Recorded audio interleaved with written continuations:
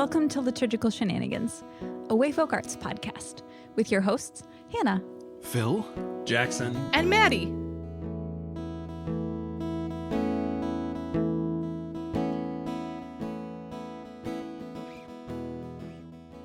Well, hello, friends. As we come to our conversation about translation notes this month, we are talking about Psalm 124, which I got to kind of take point on doing in collaboration with Maddie. So I just wanted to share with you some of the experience of translating this psalm.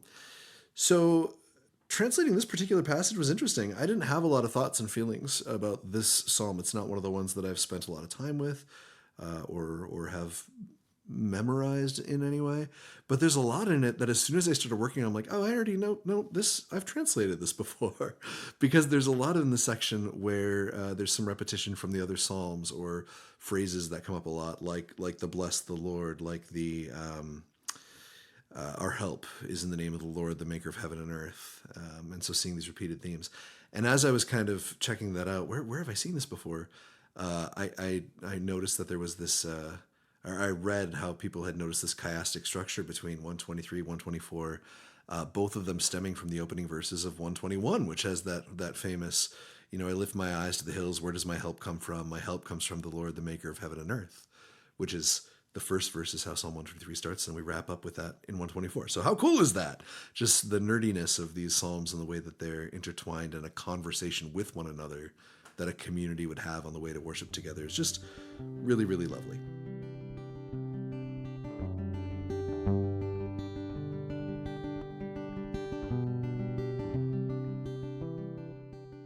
There's some interesting pieces in here that I really liked, but one of the things that made me laugh and be excited the most, I'm sure I learned this way back when I learned Hebrew, but the translation around the anger of the people who rose up, it's Adam, so it's the humankind is raising up, looming over us.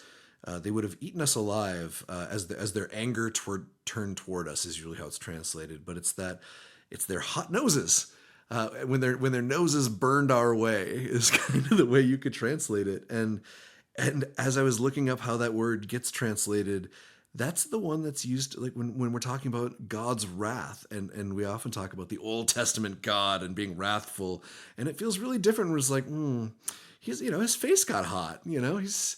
We got a little bit of a temper tantrum. Feels so different than the wrath of God, because my nose has burned at people before.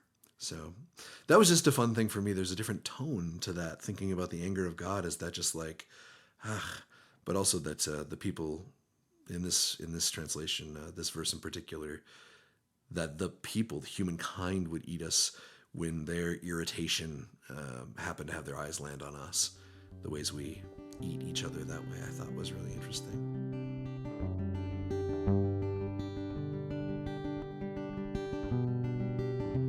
Something that I struggled with in this passage, it was really weird in the middle section where it's talking about the water sweeping us away, the torrents are swallowing us whole. And then there's the hapax legomenon, the something waters swallowing us whole. And different translations use things like raging or proud. I ended up using haughty because it felt cool with like the looming over, and the haughty waters was fun to say.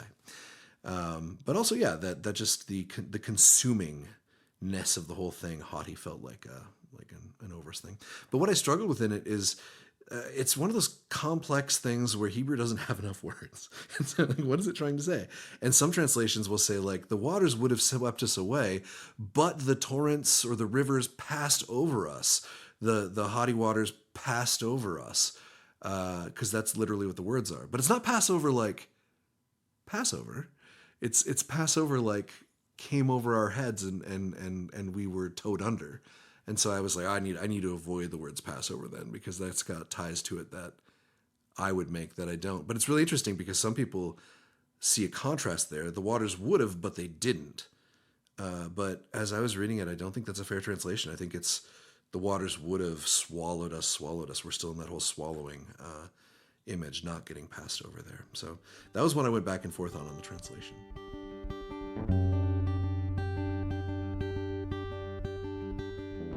how I see God at work in this passage is, I think we're going to have some good conversations this month about how this ties in with nationalism, right? Because it's this whole Israel, say it with me. If the Lord had not been on our side, Israel, say it with me.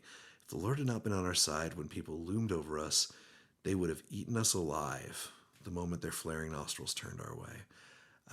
So God sparing us is at the center of this, and it's named as Israel is who is spared. Bless the Lord who did not serve us up, give us is the literal, did not give us as prey for their teeth. Since we're talking about food, serve us up felt good for me. We escaped whole.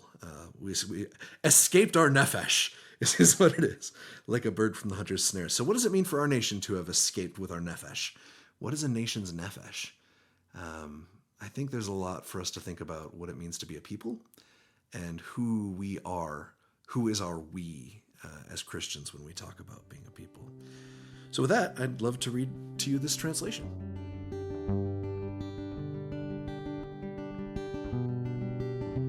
Psalm 124, a song of ascent of David. If the Lord had not been on our side, Israel, say it with me. If the Lord had not been on our side when people loomed over us, they would have eaten us alive the moment their flaring nostrils turned our way. The waters would have swept us away, the torrents swallowing us whole, the haughty waters swallowing us whole. Bless the Lord, who did not serve us up as prey for their teeth. We escaped whole, like a bird from the hunter's snare. The snare is broken, and we escaped. Our help, the name of the Lord, maker of heaven and earth.